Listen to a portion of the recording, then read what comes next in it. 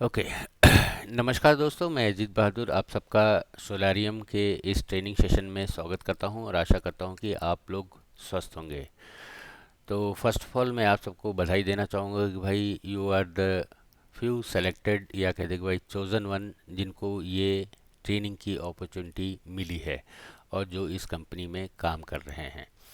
आप लोगों को ही ध्यान में रख के ये हमने ट्रेनिंग सेशन डिज़ाइन किया है, जहाँ पे आपको basics, fundamentals, applications, policy, process, guidelines, क्या, कब, कहाँ, कैसे होगा और उसको आप कैसे मार्केट में ला सकते हैं, यही चीज़ हम आपको सिखाने वाले हैं। और समय समय पे हम आपको क्या क्या नया डेवलपमेंट होने वाला है, in fact industry experts, policy makers और ट्रेंड सेटर्स या कहते कि भाई जो मिनिस्ट्री या जो बड़े लोग हैं उनके साथ भी इंटरेक्शन समय समय पे करवाते रहेंगे।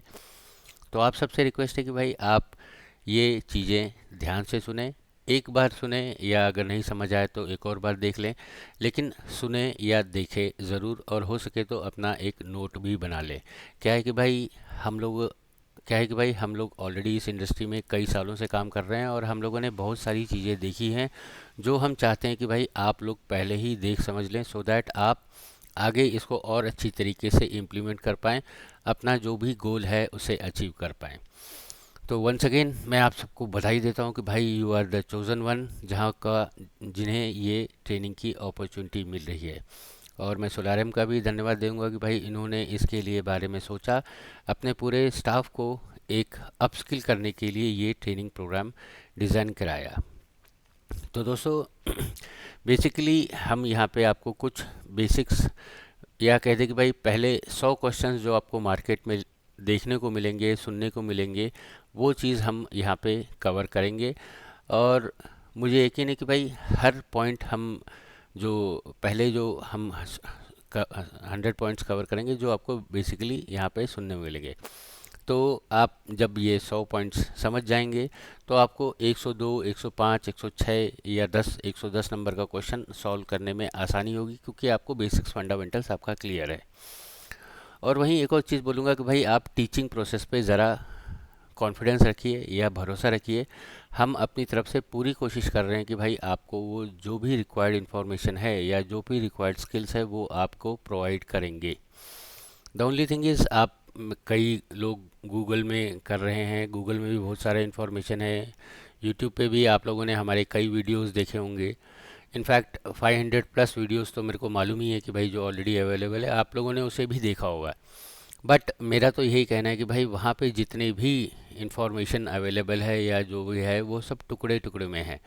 कभी एक वीडियो आया, कभी उसका कॉन्सेप्ट वीडियो आया, कभी एप्लीकेशन वीडियो आया, बट उस सब चीज़ों को एक तरीके से एक सीक्वेंस में हम आपको इस ट्रेनिंग सेशन में सिखाएंगे। बेसिक्स फंडामेंटल्स क्या कर सकते हैं ये एक सब सीखे। तो इट्स ए सीक्वेंस जो कि आप सीक्वेंस ब्रेक मत कीजिएगा। एक बार आप ये सीक्वेंस पूरा पार कर गए तो डेफिनेटली आप अचीव कर पाओगे अपनी डिज़ायर्ड रिजल्ट्स को।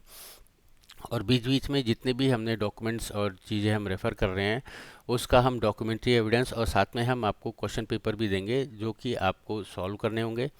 एंड मुझे यकीन है कि भाई आप उसे सॉल्व ज़रूर कर पाओगे। तो ये था एक ये।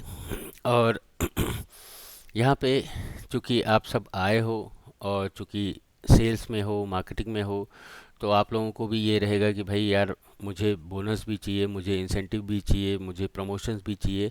तो ये सब चीज़ें डिपेंड करती हैं कि भाई आप अपने स्किल सेट्स को कितने अच्छी तरीके से इम्प्लीमेंट कर रहे हो और अपने टारगेट्स को किस अच्छी तरीके से अचीव कर रहे हो। तो यहाँ पे मैं एक चीज़ बोलना चाहूँगा कि भाई यहाँ पे दो टाइप का एटीट्यूड मत रखिएगा कि भाई पहला कि भाई बने रहो पगले, काम करेंगे अगले। तो आप अगर दिमाग में है कि भाई मेरा तो यही काम बोला गया था और यही चीज़ मेरे को करना है, तो भाई उसके लिए तो मैं कुछ बोल नहीं सकता। आप अगर सोचेंगे कि भाई मेरे को बस इतना ही काम करना है, दूसरे को काम ये था वो करेगा और उसने नहीं किया उसके कारण ये अचीव नहीं हुआ, तो this makes a very bad impression. तो आप ये एटीट्यूड अपने दिमाग से निकाल लीजिए कि भाई बने रहो पगले, काम करेंगे अगले। तो भाई अगले जो काम करेगा उन्हीं को प्रमोशंस मिलेगा, उन्हीं को इंसेंटिव्स मिलेगा और उन्हीं को जो डिज़ायर्ड रिजल्ट है यानी कि बोनस वोनस उन्हीं को मिलेगा।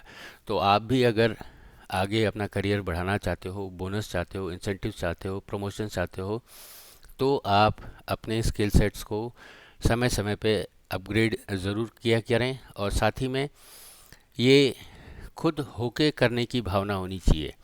मतलब कि वो उसका काम था, अगर ऐसा रहेगा तो थोड़ा सा मुश्किल हो जाएगा। आपको अगर पूरा चीज़ मालूम है, पूरा चेन मालूम है, या पूरा नेटवर्क मालूम है, फॉरवर्ड इंटीग्रेशन क्या होता है, बैकवर्ड इंटीग्रेशन क्या होता है, कॉन्सेप्ट क्या है, एप्लीकेशंस क्या है, पॉलिसी प्रोसीजर्स गाइडलाइंस क्या है, कैसे लगेगा, कैसे उसको हम आरओआई निकाल सकते हैं, अगर ये तमाम पूरा चेन मालूम है, जो कि आपको खुद होके घुसना होगा उसके अंदर, खुद आपको डिमांड करना होगा कि सर हमें ये काम भी करना है, हमें ये एक्टिविटी भी करनी है, तो आपको ज़रूर वो मौका दिया जाएगा।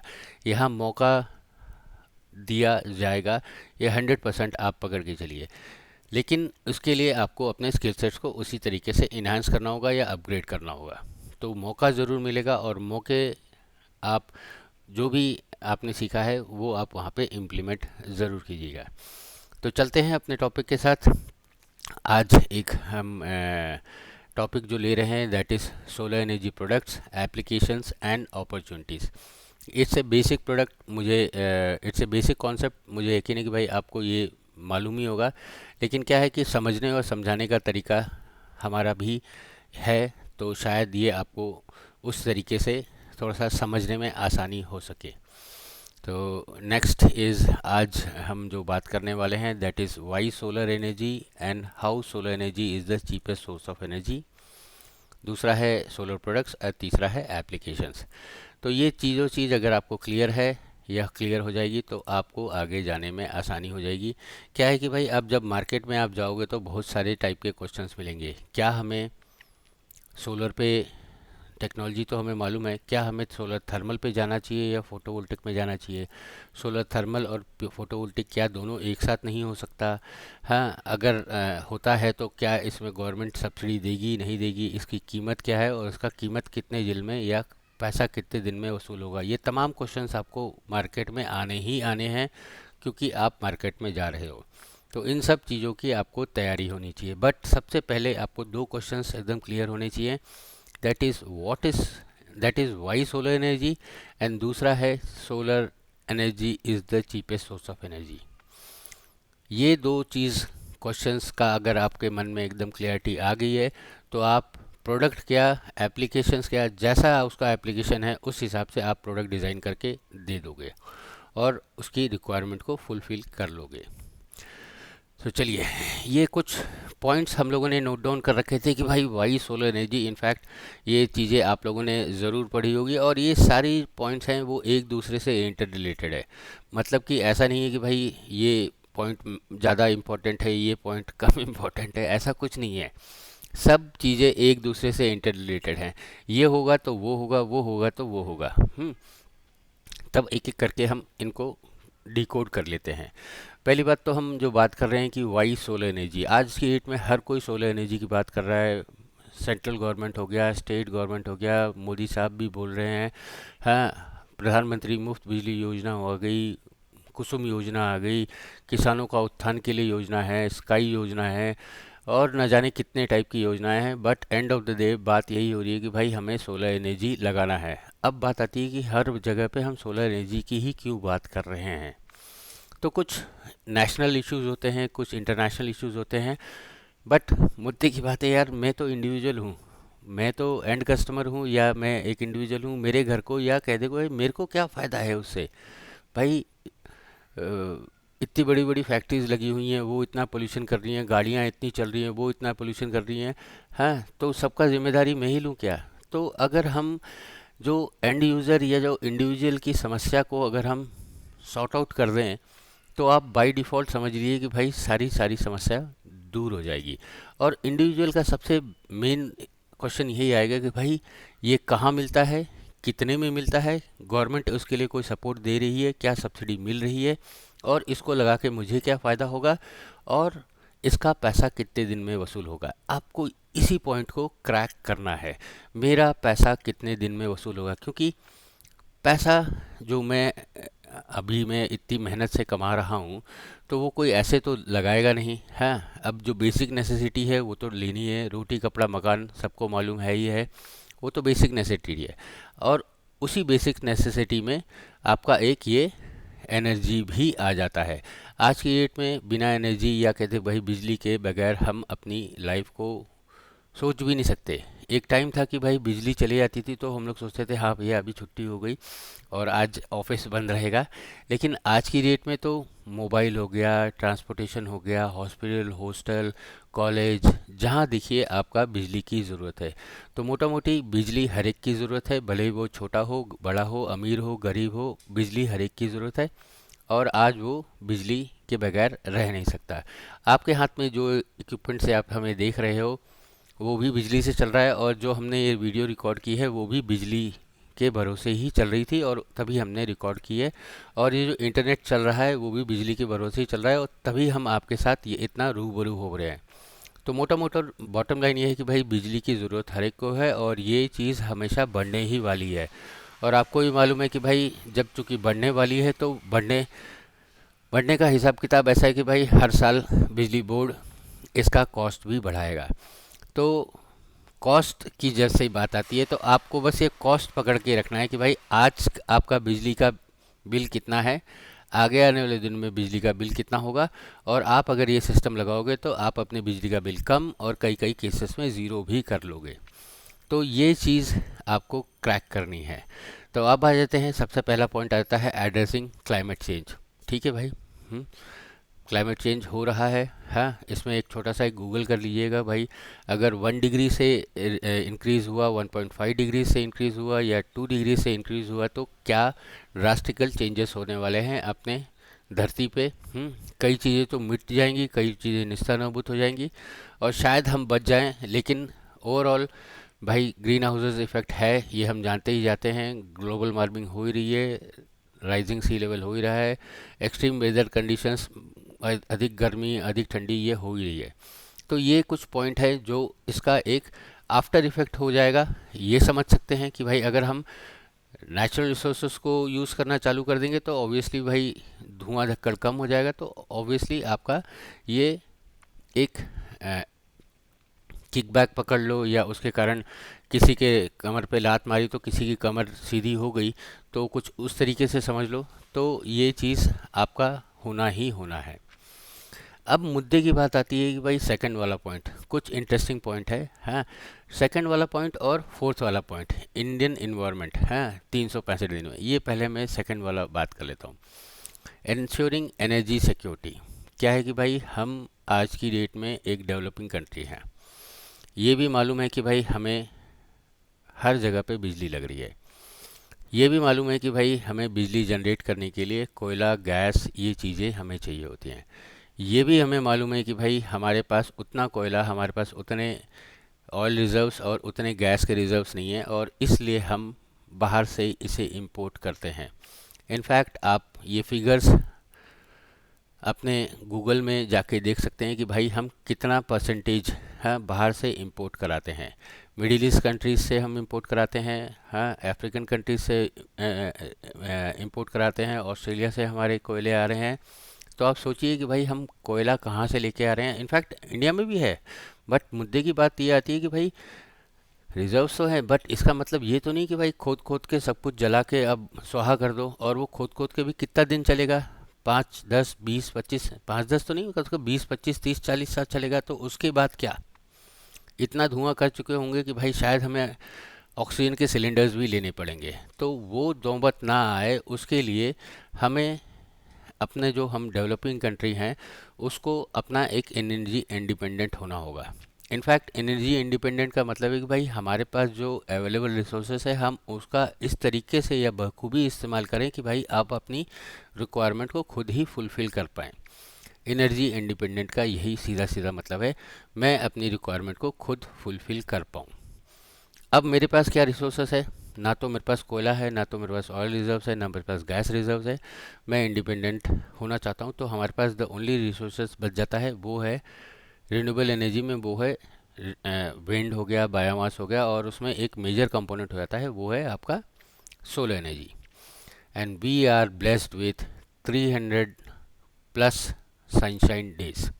जी हाँ दोस्तों, आप भारत के किसी भी कोने में चले जाओ या कहीं पे भी बात कर लो, right from Kanyakumari to Leh Ladakh, और वहाँ पे जामनगर से लेकर अपना अरुणाचल प्रदेश तक, हमें हर जगह पे 300 प्लस सनशाइन डेज मिलता है। 300 प्लस क्योंकि इसलिए बोल रहा हूँ कि कहीं पे 320, कहीं पे 325, लेकिन 365 दिन में 300 से प्लस हमें सनशाइन डेज मिलता है। और बाकी के दिन आप पकड़ लो कि भाई या तो सिस्टम डाउन होगा या फिर आपका बरसात के टाइम चल रहा होगा। तो ये दोनों चीज़ों को मद्देनज़र रख के हमें 300 से अधिक सनशाइन डेज मिलते हैं। तो आप खुद ही सोचिए कि भाई अगर मेरे पास सनशाइन डेज 325 डेज या 300 दिन से ऊपर है, तो भाई इससे बेहतर सोर्स क्या हो सकता है? नथिंग। सूरज आना ही आना है, अपने टाइम पे आएगा, अपने टाइम पे जाएगा। अब आपको ऐसी टेक्नोलॉजी यूज़ करनी है कि भाई जिससे आप उस चीज़ को, उस एनर्जी को हार्नस कर पाओ और आप अपनी रिक्वायरमेंट को फुलफ़िल कर पाओ। ठीक है। अब यहाँ पे एनर्जी सिक्योरिटी वाला एक और पॉइंट ले लेता हूँ कि भाई अब चूंकि हमें मालूम है कि भाई हमारे पास ये रिसोर्सेस अवेलेबल नहीं है, तो हमें ये सब चीज़ें इंपोर्ट करानी पड़ती हैं। अब आप थोड़ा सा हिस्ट्री भी देख लीजिएगा कि भाई मिडिल ईस्ट में जब इराक की वॉर हुई थी, हाँ, ईरान में वॉर हुआ था, तब नेशनल और इंटरनेशनल मार्केट में कैसा फ़र्क बैठा था। ऑयल प्राइसेस हमेशा वॉलेटाइल होती हैं, ये आपको भी मालूम है। तो अगर उनकी कंट्री में कुछ होता है, उसका तकलीफ़ मेरे को मिलेगा, तो आप खुद ही सोचिए कि भाई हमारी डेवलपमेंट किस हिसाब से हो जाएगी। हम हमेशा बोलते हैं कि भाई हमारा बिजली का कॉस्ट बढ़ गया, हमारा तेल का, पेट्रोल का 60 रुपये से आज 100 रुपये हो गया, आगे कितना होगा वो हमें मालूम नहीं है। तो आप सोचिए कि भाई आप कितना डिपेंडेंट हो दूसरी कंट्रीज़ पे। हम इतना ईरान इराक वॉर पे नहीं जाएंगे, सीधा सीधा अभी हम यूक्रेन वॉर पे आए थे। आप यूक्रेन वॉर भी देख लीजिए, रशिया यूक्रेन वॉर, आप उसका भी इफ़ेक्ट देख लीजिए मार्केट में किस तरीके से ये इफ़ेक्ट बैठा है। यूरोपियन कंट्रीज़ में क्या हाल हो गया और हमारी कंट्रीज़ में उसको क्या तकलीफ़ हुई। तो ये चीज़ अगर हमें डेवलप करना है, हम चूँकि डेवलपिंग कंट्रीज़ हैं, हमें डेवलपमेंट के लिए बिजली चाहिए, ये हमें मालूम है। तो हम जो हमारा जो बेसिक जो इंग्रेडिएंट हैं जिसके कारण हम बिजली बना सकते हैं, अगर हम उसके लिए किसी और कंट्री पे डिपेंडेंट है या किसी और रीजन पे डिपेंडेंट है, तो आप सोचिए भाई कितना बड़ा खतरा है। क्या हम एश्योर कर सकते हैं कि भाई हम 6.57% ग्रोथ कर पाएंगे? उसमें एक एस्टिक आ जाएगा कि प्रोवाइडेड दिस। तो प्रोवाइडेड दिस की जगह पे आप क्यों ना अपना खुद का रिसोर्सेस को सही तरीके से इस्तेमाल करो, सो दैट आपकी रिक्वायरमेंट फुलफिल हो सके। ये चीज़ बहुत ही ज़रूरी है। फ़िलहाल ये सब चीज़ें बहुत ही नेशनल और इंटरनेशनल लेवल पे आती हैं। हम कोर अपने मेरे लिए क्या है वो भी हम आपको लेने वाले हैं, लेकिन ये चीज़ें भी समझना ज़रूरी है क्योंकि नेशनल और इंटरनेशनल फोरम में ये चीज़ों की बातें होती हैं। आप क्योटो प्रोटोकॉल और बाकी जो कॉन्फ्रेंसेस होते हैं उसको ऊपर भी देख सकते हैं, वहाँ पे भी इन्हीं बातों का जिक्र किया गया है। अब बात आती है कि भाई 365 डेज है ही है, हाँ। अब बात आते हैं, एक और ले लेते हैं, इकोनॉमिक बेनिफिट। क्या है कि भाई मेरे को क्या फ़ायदा हो रहा है और इस चीज़ का पूरी इकोनॉमी में क्या फ़ायदा मिलेगा। तो पहली बात तो है कि भाई लोअर इलेक्ट्रिसिटी बिल, यस, ये होना ही होना है। दूसरा है कि भाई business creation, solar energy can create jobs की जगह पे यहाँ पे हमने सोलर एनर्जी, आज की डेट में सबसे ज़्यादा इसी सेक्टर में जॉब्स की अपॉर्चुनिटी है।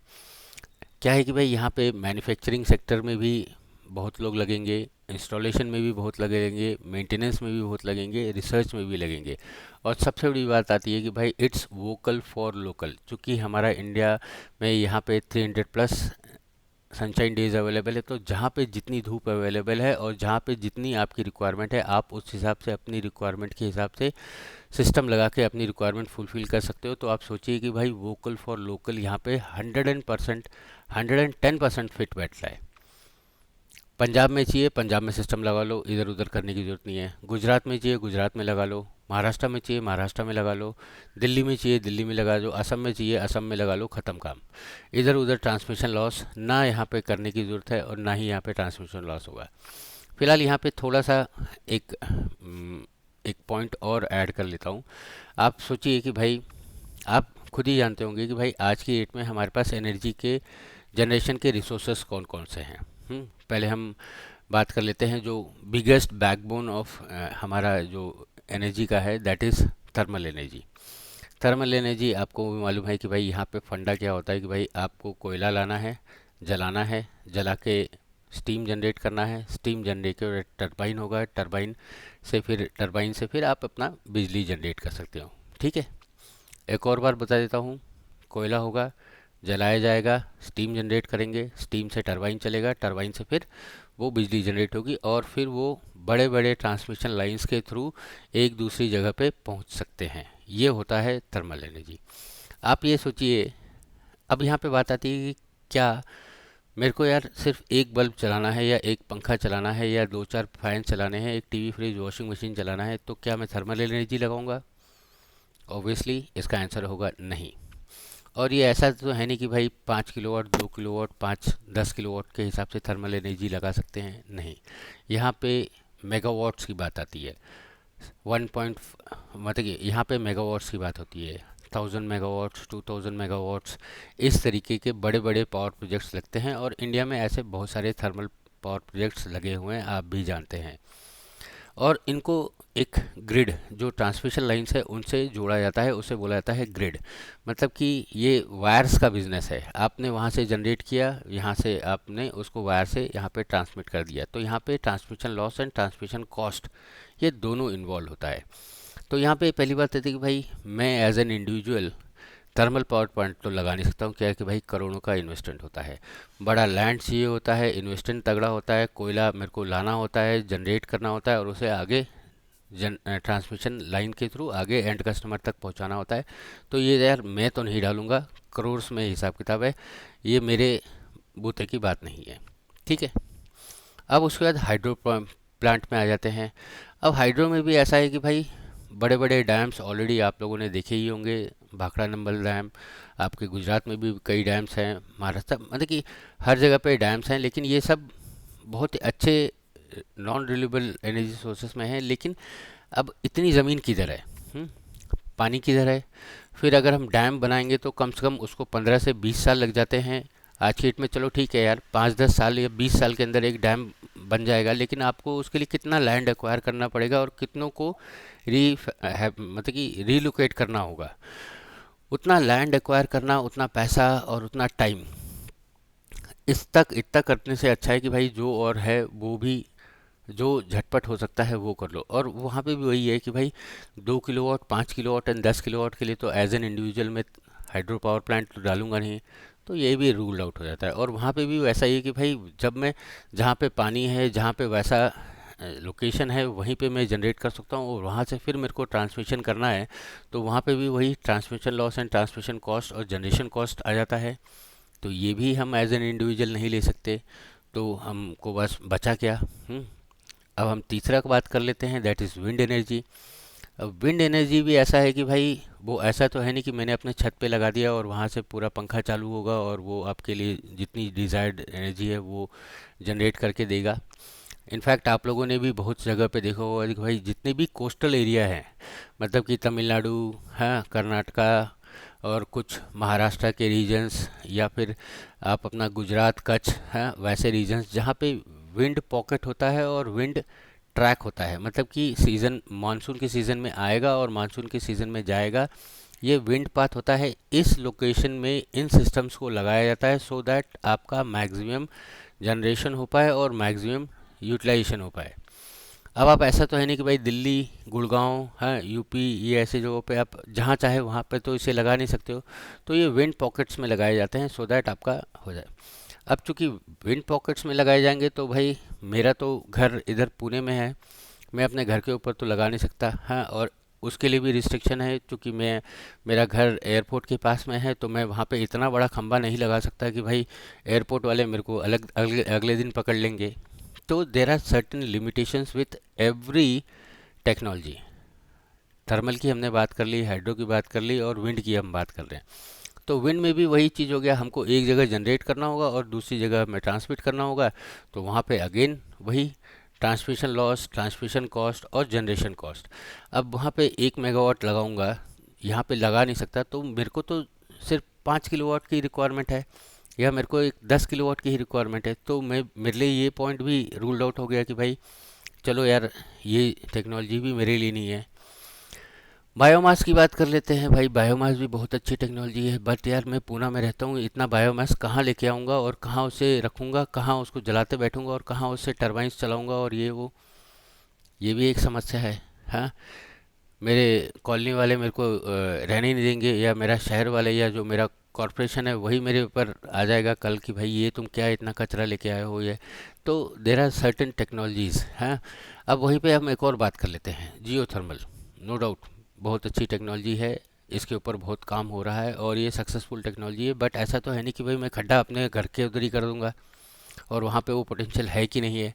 तो वहाँ पे भी कुछ पोटेंशियल जगहों पे ही जियो थर्मल सक्सेसफुल होता है, जहाँ से वो है, जहाँ पे वो मिल रहा है, तो वहाँ पे वो चीज़ जनरेट होगी। तो यहाँ पे आप मेरा मुद्दे की बात ये समझिए कि भाई इन सब टेक्नोलॉजीज़, नो डाउट सब टेक्नोलॉजीज़ में एडवांटेजेस और लिमिटेशन है, लेकिन जब हम सोलर की बात करते हैं तो यहाँ पे इतनी सारी टेक्नोलॉजीज़ के जगह में ये जो सोलर टेक्नोलॉजीज़ है ये कुछ बखूबी निकल के आता है, जिसमें आपकी रिक्वायरमेंट में इतना ifs and buts, dos and don'ts हैं, इतने लिमिटेशंस नहीं हैं।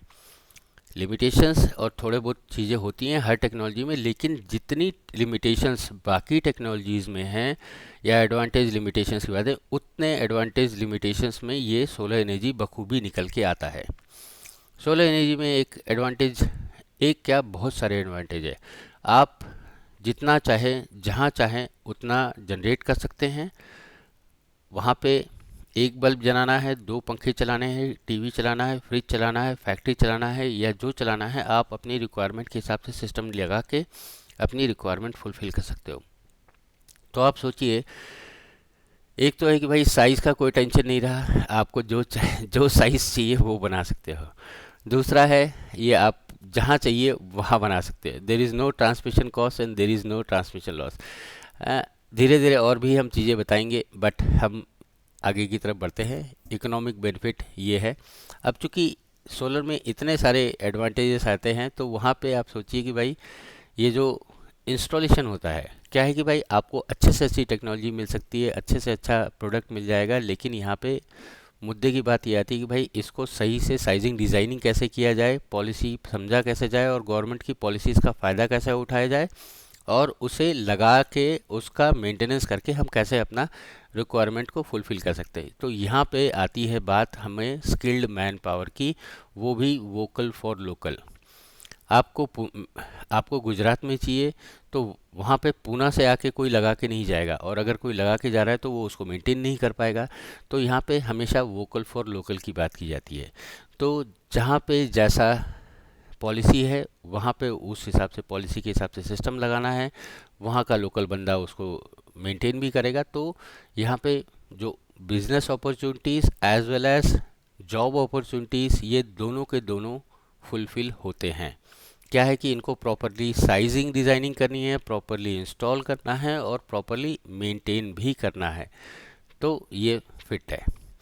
तो ये एक, इनफैक्ट बहुत सारे और भी पॉइंट्स हैं, वो भी मैं आगे धीरे धीरे और भी लेक्चर्स में कवर करूँगा, बट ये धीरे धीरे हर टॉपिक एक एक कवर करेंगे। क्या है कि एक ही टॉपिक को पकड़ लिया और उसी भावनाओं में बह गए, तो वो मैं तो आपको एक एक एक घंटा एक एक टॉपिक के ऊपर लगवा सकता हूँ, लेकिन उतना थोड़ा शॉर्ट करना है। अब वहीं बात कर लेते हैं इन्वायरमेंटल एडवांटेज। तो भाई इन्वायरमेंट, जब इतनी सारी चीज़ें हो रही हैं, हाँ ये सब चीज़ें हैं, तो इन्वायरमेंट एडवांटेज तो होना ही होना है। हाँ, हमको मालूम है कि भाई 1.5 डिग्रीज 2 डिग्रीज ये हमने भी सुना है। हाँ, आपका ग्लोबल वार्मिंग हो ही रहा है, रिड्यूस करना ही है। हाँ, गर्मी और ठंडी के बहुत सारे तकलीफ़ हो रहे हैं। तो ये तो होना ही है भाई। जब हम नॉन रिन्यूएबल से रिन्यूएबल एनर्जी पे जाएंगे तो इसका मतलब कि इसका आफ्टर इफेक्ट पकड़ो या उसका किसी के लात पड़ी तो किसी की कमर सीधी हुई, तो ये भी आप एक समझ लीजिए कि भाई ये चीज़ होगी ही होगी। चलिए, अब ये हम यहाँ पे इतना समझ लेंगे कि अभी तक आप इतना तो समझ गए होंगे कि भाई हम इतना सोलर सोलर सोलर की क्यों बात कर रहे हैं। ठीक है, अब हम चलते हैं दूसरे टॉपिक पे, दैट इज़ अपना why solar is the cheapest source of energy. पहला क्वेश्चन आपने एकदम क्रैक कर लिया। अब दूसरा क्वेश्चन आप पूरी तरह से समझ जाइए। ये दो क्वेश्चंस आपने क्रैक कर लिए तो आपका आधे से ज़्यादा काम हो जाएगा, और आप अपना, भले ही इस इंडस्ट्री में आप जो भी करें, ये दो टॉपिक्स आपका क्लियर है तो आप सोलर एनर्जी में जो चाहिए वो कर लोगे। ये दो क्वेश्चंस आपको क्लियर होने चाहिए। तो चलिए, फर्स्ट इज़, हम जो बात करते हैं कि भाई solar energy is the cheapest source of energy. Solar की बात हो रही है, क्यों हो रही है, ये हम समझ गए हैं। अब बात आती है कि भाई यहाँ पे डिक्लाइनिंग कॉस्ट। आज से रियली में जब हम 93 94 में थे तो हम लोगों को जो मॉड्यूल्स की कॉस्ट थी 450 रुपीज़ टू 375 रुपीज़ पर वॉट की हमारी कीमत थी। तो आप सोचिए कि भाई 375 से 450 रुपये का वॉट पीक का कीमत था, और वो आज घट के 20 से लेकर 25 रुपये के बीच में आ चुकी है। तो आप देखिए भाई टेक्नोलॉजी में पहली बात तो कितना डेवलपमेंट हुआ है। हमें मोनो, पहले हमारे पास था पॉली में 7-8% के एफिशिएंसी वाले सेल हुआ करते थे, फिर उसको बढ़ के 11% हुए, फिर उसके बाद 15-17, फिर उसके बाद मोनो आया, फिर मोनो में भी फुल सेल आए, फिर कट सेल आए, फिर बाईफेशियल आया, और आज की डेट में तो आपका जो सेल्स है वो 20-21% एफिशिएंसी के आसपास पहुंच चुका है, और आगे तो एच भी आने वाला है। तो उसमें भी हर टेक्नोलॉजी का यहाँ पे भी बोलूँगा कि भाई एडवांटेजेस है। लेकिन ये धीरे धीरे आप ये देखिए पिछले 15-20 साल में टेक्नोलॉजी कितना डेवलप हुई है और यहाँ हम तक आ पहुँचे हैं। फिलहाल यहाँ पे आपको कई लोगों के मन में ये भी क्वेश्चन आ गया होगा, यार हम अभी तक 20 साल में सिर्फ 20% ही पहुँचे हैं, 100% क्यों नहीं पहुँचे? तो भाई उतनी अपेक्षा मत रखो, 100% कभी नहीं हो सकता। क्या है कि भाई 100% कन्वर्जन नहीं होता है। और पूरा सोलर एनर्जी को कोई खपत ही कर ले, ऐसा हो नहीं सकता। ठीक है, तो ये चीज़, ये इररिलेवेंट पॉइंट है, लेकिन फिर भी ये अगर आपको एक सिली क्वेश्चन आ गया तो वो भी आप टिक नोट डाउन कर लीजिए कि भाई ऐसा नहीं हो सकता। चलिए, तो ये है कि भाई जो टेक्नोलॉजी डेवलप हुई, प्रोडक्शन बढ़ा, डिमांड बढ़ी, गवर्नमेंट ने बोला कि भाई हमें इस पे जाना चाहिए, हैं पॉलिसीज़ भी उस तरीके से इम्प्लीमेंट हुई, टेक्नोलॉजी में भी उस तरीके से इम्प्लीमेंट हुआ। पहले हम ऑफ ग्रिड में काम करते थे, ऑफ ग्रिड से हम लोग हाइब्रिड में पहुँचे, हाइब्रिड से हम लोग फिर आज की डेट में ऑन ग्रिड में पहुँचे। हम जो भी जनरेट कर सकते हैं और वो हम ग्रिड के साथ सिंक्रोनाइज करके अपना सिस्टम लगा सकते हैं, और इसके कारण हमारा सिस्टम का जो पेबैक है। हाँ, अब थोड़ा सा हम यहाँ पे आ जाते हैं डिक्लाइनिंग कॉस्ट में। पहले अगर हम बात करें कि भाई एक स्ट्रीट लाइट की बात कर लेता हूँ, आज से 20 साल पहले एक स्ट्रीट लाइट की कीमत अंदाजन 25 से 30 हज़ार रुपये होती थी। उसमें एक CFL लगा रहता था, DC CFL, कुछ 10 वॉट का रहता था। अब वो चलता था 10 से 12 घंटे। तो आप सोचिए हाँ कि एक 10 वॉट के बल्ब के लिए 30 हज़ार रुपये का पूरा सिस्टम आता था, मतलब पूरे खंभे वंबे लगा लूगू के आता था।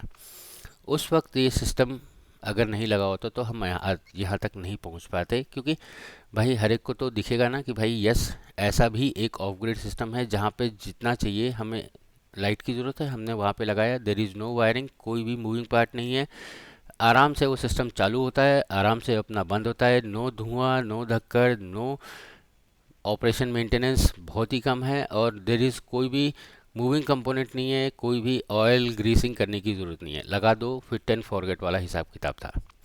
तो वो टेक्नोलॉजी वहाँ से होते हुए, ऑफ ग्रिड से होते हुए आज की डेट में ऑन ग्रिड हो गई। लेकिन बात आती है कि भाई 30 हज़ार रुपये एक खंभे के पीछे, इट्स, अब वही डोमेस्टिक की बात कर लें तो फिर डोमेस्टिक में तब ऑफ ग्रिड के होते थे कि भाई एक पंखा, दो ट्यूबलाइट, एक वॉशिंग मशीन, एक टीवी, एक फ्रिज, ये तभी भी था, अभी भी है। नो डाउट कि भाई पहले BEE रेटिंग नहीं होती थी, आज की डेट में बहुत ज़्यादा होती है। हाँ, 5 स्टार 4 स्टार वाले हाईली एफिशिएंट इक्विपमेंट्स हमारे घरों में लग चुके हैं। लेकिन रिक्वायरमेंट तो वही थी, हर कस्टमर यही बोलता था कि यार क्या मेरा टीवी, फ्रिज, वॉशिंग मशीन चल पाएगा, 4 घंटे लाइट नहीं रहती है, 6 घंटा लाइट नहीं रहती है, हमें ये चीज़ चलानी है। तो हम कैलकुलेशन में लगे रहते थे कि भाई ये इतना बैटरी लगेगा, यहाँ पे इतनी लाइट आएगी, इतने घंटे रहेगा। तो उसके बाद वहाँ पे जो स्टोरेज वाला जो पार्ट आता था, ऑलमोस्ट 40-50% कॉस्ट तो उसी स्टोरेज की होती थी, यानी कि बैटरीज की होती थी। तो उस कारण इन सिस्टम्स का पेबैक बढ़ जाता था। अब आप सोचिए कि अगर आप मेरे को बोलोगे कि भाई मेरे को टीवी फ्रिज वॉशिंग मशीन चलाने के लिए 5 लाख रुपए का सिस्टम लगाना पड़ेगा, तो मैं तो बोलूँगा यार 2 लाख का सिस्टम, अपना टीवी फ्रिज वॉशिंग मशीन, उसको चलाने के लिए 5 लाख रुपए का ये सिस्टम, एनर्जी जनरेशन, तो वो कुछ ज़्यादा अत्याचार नहीं हो गया? मतलब कि मुर्गे से ज़्यादा मसाले की कीमत होगी। तो no one will accept your proposal. बहुत ही कम लोग थे, बहुत ही हाई, मतलब कि बहुत ही यूनिक होता था, तो जाके वो पेट्रोल पंप, भाई उसकी धंधा ही बंद हो गया तो उसने वो लगा लिया। और कहीं पे एकदम रिमोट लोकेशन में किसी ने अपना एक अच्छा सा शानदार फार्म हाउस बना लिया, तो लगा लिया। तो वो उस टाइम एक लग्जरी टाइप समझा जाता था कि भाई उसने सोलर लगा लिया, ये तो अब लग्जरी हो गया। लेकिन लग्जरी कितने लोगों के लिए? It has to be common. जब तक कॉमन मैन इस चीज़ को समझ नहीं पाएगा या उसको इस्तेमाल नहीं करेगा, तो ये जितनी भी ग्लोबल वार्मिंग और ये सब चीज़ें की समस्या समाधान नहीं हो पाएगा। तो यहाँ पे जब तक हर एक की रिक्वायरमेंट को फुलफ़िल नहीं हो पाता, तब तक वो समाधान नहीं होगा। ये आप निकाल लीजिए। अब वही बात आ गई कि भाई उसके बाद ऑफ ग्रिड से हम लोग ऑन ग्रिड पे आ गए। ऑन ग्रिड में एडवांटेज ये हुआ कि भाई वो जो स्टोरेज वाला पोर्शन था वो निकल गया। यहाँ पे ग्रिड ही एज ए स्टोरेज की तरह काम कर पा रहा है। तो जो भी आप जनरेट कर रहे हैं वो ग्रिड के साथ सिंक्रोनाइज कर रहे हैं। देना, जब आप इस्तेमाल नहीं कर रहे हो तो वो ग्रिड को चले जाता है, जब आपको चाहिए होता है वो ग्रिड को आ जाता है। और वहाँ पे एक मीटर लगता है जिसे बोलते हैं नेट मीटर। कितना लिया दिया उसका हिसाब रखता है और उस हिसाब से आपका बिजली का बिल आता है। और नो डाउट यहाँ पे आप ये सिस्टम लगा के अपने बिजली का बिल कम और कई कई केसेस में तो ज़ीरो कर लेते हो। ये तो होना ही होना है। अब यहाँ पे बात आती है कि भाई आपका कस्टमर को ना एक और चीज़ बोलिएगा सर। जब यहाँ पे बात आती है कि भाई एनर्जी जनरेशन की, जो कि आपको चाहिए ही चाहिए, हाँ, तो हम पहले अगर हम बात कर रहे हैं या कभी आपको बोलेंगे, तो आप ये देखिए कि भाई you are generating your own energy. मेरी जितनी भी बिजली की रिक्वायरमेंट है वो मैं फुलफ़िल कर रहा हूँ। वो आपको ये भी पूछेंगे यार मेरे को तो आज एमएससीबी या डिस्कॉम से मेरे को 5 रुपये, 7 रुपये, 2 रुपये में बिजली का बिल, बिजली का पर यूनिट कॉस्ट आता है, तो मैं क्यों इतना बड़ा झामताम या 2 लाख रुपये, 1.5 लाख रुपये का इन्वेस्टमेंट करूँ?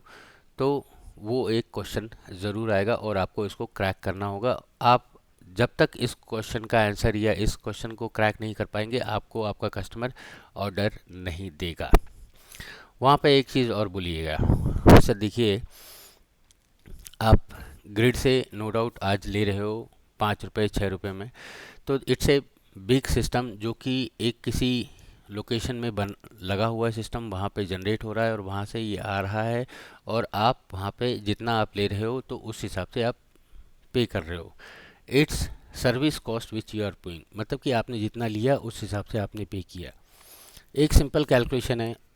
आप रेलवेज़ में जाते हो, रेलवेज़ में आप 100 रुपये की टिकट लेते हो और कम से कम भी 100-200 किलोमीटर चले जाते हो। आप उसी तरह बस में बैठते हो, बस में आप एक टिकट लेते हो और उसी हिसाब से चले जाते हो। आप एयरक्राफ्ट में बैठते हो, it's a public utility services, आप 4,000-5,000 रुपये में दिल्ली से पुणे आराम से कर लेते हो। और वहीं अगर हम बात करें कि भाई आप अगर अपनी गाड़ी से जाते हो, जो कि कार है या बस है या जो भी आपके यहाँ सर्विसेज है, तो आप ये सोचिए कि भाई आप कार खरीद रहे हो जो कि 8-10 लाख रुपए में आ रही है, कार की कीमत प्लस उसको चलाने की फ्यूल की कीमत। तो पेट्रोल का खर्चा भी आएगा, डीजल का खर्चा भी आएगा। तो आप कंपैरिजन एप्पल टू एप्पल कीजिए। आज हम कार की बात इसलिए कर रहे हैं कि भाई यहाँ पे आप एक पावर जनरेटिंग सिस्टम यानी एनर्जी जनरेटिंग सिस्टम ले रहे हो, जो आपके लिए आपका खुद की बिजली जनरेट करेगा। तो यहाँ पे आप समझिए कि भाई कार और वो टिकट की कीमत जो कि बिजली का बिल है, तो उसमें कंपैरिजन करके मतलब नहीं आएगा। तो यहाँ पे बॉटम लाइन ये है कि आप सोलर सिस्टम लगा के आप अपनी बिजली का बिल कम और ज़ीरो कर सकते हो। उसका लॉजिक आपको समझाना है कि भाई आप जो भी जनरेट करोगे, हाँ, आज आप बिजली का बिल दे रहे हो, नो डाउट 5 रुपये, 7 रुपये दे रहे हो, बहुत अच्छी बात है। जो कि आगे आने दिनों में 7 का 10 होगा, 10 का 15 होगा, 15 का 20 होगा, होना ही होना है, कोई डाउट नहीं है। बट आज की डेट में आर ओ आई, आपको समझना है। आज आप कितना दे रहे हो, कल आप कितना दोगे और उसके एवज में आप कितने का सिस्टम ले रहे हो और उससे आपका कितना का बिजली का बिल बचेगा, गवर्नमेंट उसके ऊपर कितना सब्सिडी दे रही है और आपका पैसा कितने दिन में वसूल हो जाएगा। तो सिंपल कैलकुलेशन है कि भाई आज आपका महीने का 5,000 रुपये का बिल है, 5 किलोवाट का सिस्टम लगा लो, आपका ये बिजली का बिल कम हो जाएगा, आपका पैसा आगे आने वाले 4 से 5 साल के अंदर 110% वसूल हो जाएगा। अगर हम आरओआई की बात करें तो वहाँ पे 25 से 30% का आरओआई आपको मिलता है, जो कि लिख के ले लीजिए कि भाई किसी और टाइप के इन्वेस्टमेंट पे नहीं मिलता है। भले ही आप गोल्ड में इन्वेस्ट कर लो, ज़मीन में इन्वेस्ट कर लो, रियल इस्टेट में इन्वेस्ट कर लो, शेयर्स में इन्वेस्ट कर लो जो कि हाईली वॉलेटाइल होता है, या म्यूचुअल फंड में इन्वेस्ट कर लो, आपको आरओआई या पैसा वसूल या डबल, मैं लाख रुपए डालता हूँ, क्या आपको लगता है कि 5 साल के अंदर वो डबल हो जाएगा? नहीं। लेकिन आप 1 लाख रुपए अगर आप सोलर रूफटॉप में लगाते हो तो वो 5 साल में आपका पैसा रिलीज हो जाएगा। सीधा सीधा समझिए वो डबल होना ही होना है। तो दिस इज़ द आरओआई। फिलहाल इसके ऊपर हम आगे और भी आपको बताएंगे, लेकिन ये क्वेश्चन आपको क्रैक करना सबसे पहले ज़रूरी है। आपको क्वेश्चन ये क्रैक करना ही पड़ेगा। चलिए अब वही बात कर लेते हैं कि भाई